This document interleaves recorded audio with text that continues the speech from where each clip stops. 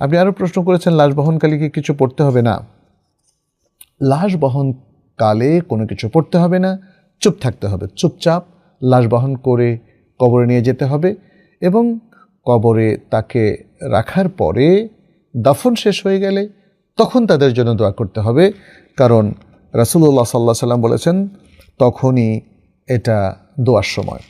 এখানে আমরা কায়েস ইবনে আব্বাদ তার থেকে একটা হাদিস বর্ণনা করছি। তিনি বলছেন, কানা আসহাবুন নবী সাল্লাল্লাহু আলাইহি ওয়াসাল্লাম ইয়াকরাহুনা রাফআ আস-সাওত ইনদাল জানাইজ।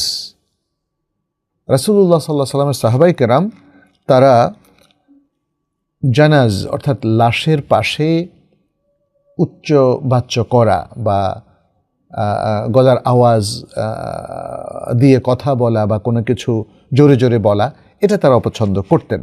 শেখ আলবানী আহকামুল জানায়েজের মধ্যে বলেছেন এই রেওয়ায়েতের যারা রাওয়ি তারা সবাই বিশ্বস্ত, তার মানে এই রেওয়ায়েতটা একটা বিশ্বস্ত বর্ণনা। ফলে আমরা সাহাবায়ে কেরামের এই আমলের উপর আমল করব। আমরা নিজেরা কেন সাহাবায়ে কেরামের আমলের বিরুদ্ধে যাব? আমরা চিৎকার করব, তালকিন দিব, লা ইলাহা ইল্লাল্লাহ, এইভাবে মানুষ লাশ নেওয়ার সময় কত কিছু তালকিন দিতে দিতে চলে যায়। এগুলো মানুষের বানানো জিনিস, এর পক্ষে কোনো শারঈ দলিল নেই। আচ্ছা, এছাড়াও আরও অনেক উলামায়ে কেরাম নানা রকম কথা বলেছেন যে দেখা যাচ্ছে অন্যান্য ধর্মের লোকেরা লাশ নেওয়ার সময় তারা হয়তো কোনো কথা বলে, কোনো বিশেষ মন্ত্রতন্ত্রের মতো কিছু উচ্চারণ করে, মিউজিক বাজায়, বিয়োগল বাজায় ইত্যাদি এসব কিছু। অতএব আমাদের সেটা বর্জন করতে হবে, কারণ তাতে অন্য ধর্মের সাথে সামঞ্জস্য হয়ে যাচ্ছে। সুন্নাহ হলো আমরা দোয়া করব কিন্তু সেটা দাফনের পরে, এবং ইন্ডিভিজুয়াল দোয়াটাই হচ্ছে রাসূল সাল্লাল্লাহু আলাইহি ওয়াসাল্লাম সুন্নাহ। যেমন রাসূল সাল্লাল্লাহু আলাইহি ওয়াসাল্লাম থেকে যে হাদিসটা আছে, ইস্তাগফিরু লিআখিকুম ওয়াসালু লাহু তাসবিত, তোমরা তোমাদের ভাইয়ের জন্য ইস্তেগফার করো এবং সে যেন সাবিত কদম থাকতে পারে, এই যে প্রশ্ন উত্তর করা হবে তো তার জন্য তোমরা আল্লাহর কাছে দোয়া চাও। ফাইন্নাহুল আন ইউসআল, তাকে এখন জিজ্ঞেস করা হবে। এটা আবু দাউদের হাদিস সহিহ সানাদে।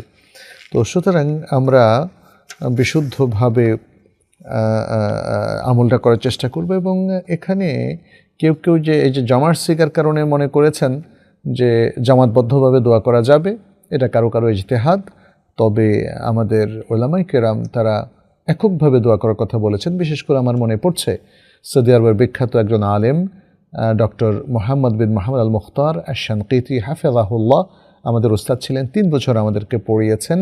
তিনি মদিনার প্রখ্যাত আলেমদের একজন এবং তিনি আমাদের মদিনা ইউনিভার্সিটির প্রফেসর ছিলেন। আবার তিনি সৌদি আরবের উচ্চ উলামা পরিষদেরও সদস্য হয়েছিলেন।